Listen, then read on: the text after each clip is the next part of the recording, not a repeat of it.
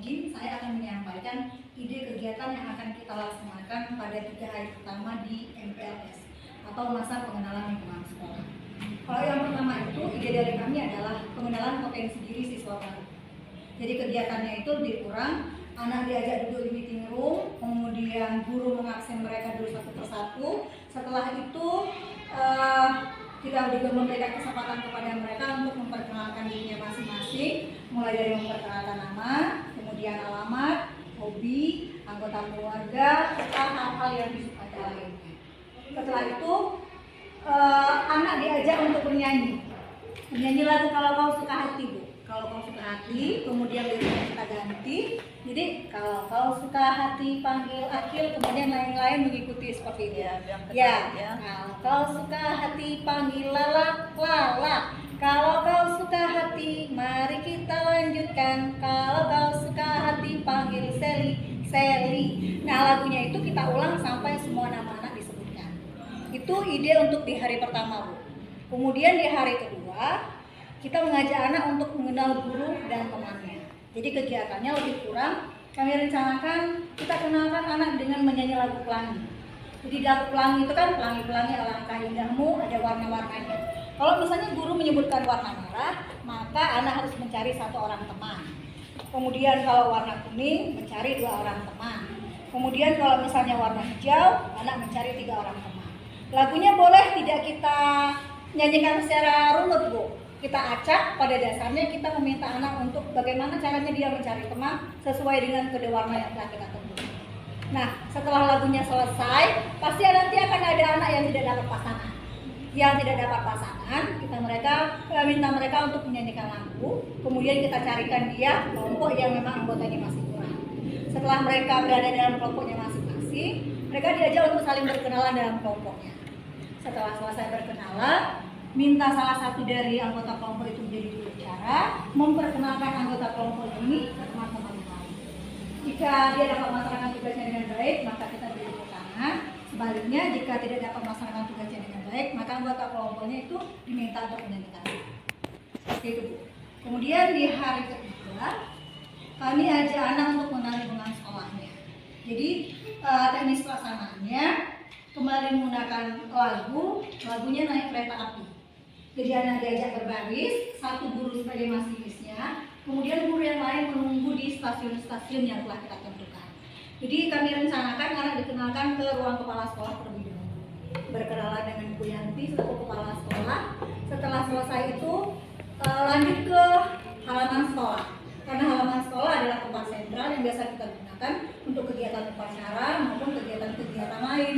Seperti kalau misalnya kita ada kegiatan di Jumat untuk senam pagi, maupun ketika kita doa bersama di pagi hari. Kemudian pemberhentian yang ketiga atau stasiun yang ketiga adalah toilet.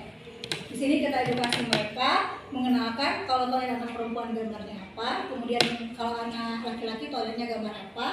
Saya toilet training, Bu, mengenalkan kepada mereka bagaimana cara menggunakan toilet, berapa kali kita harus menyiram supaya setelah selesai kita gunakan tidak bau. Ya. Kemudian lanjut yang ketiga, stasiun yang keempat, tempat cuci tangan. Tempat cuci tangan, kemudian kita edukasi mereka bagaimana cara mencuci tangan, sekaligus melatih mereka untuk mencuci tangan secara bergiliran. Dan stasiun terakhir, kami rencanakan anak diajak ke kebun kelas. Di sana kita kenalkan jenis tanaman yang sudah ada, kemudian menginformasikan juga kepada mereka setiap hari Selasa akan ada kegiatan.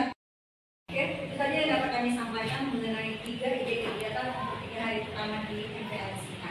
Mungkin ada ide dan saran dari guru lain, dan silakan. Kalau untuk ide-ide kira sudah kelompok itu menurut saya sudah bagus, ya. Itu menarik menurut kami.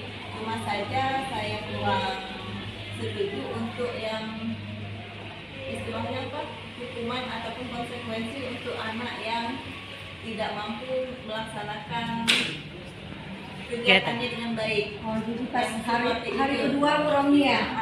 Yang hari kedua ya? Oke, kurang. Ibu yang lain bagaimana? Di sini kami jelaskan bahwa anak yang tidak dapat melaksanakan tugasnya diminta untuk menyanyi. Sebetulnya itu memang bisa dikatakan sebagai hukuman dalam tanda kutip ya. Tetapi rasanya kalau anak TK, anak baru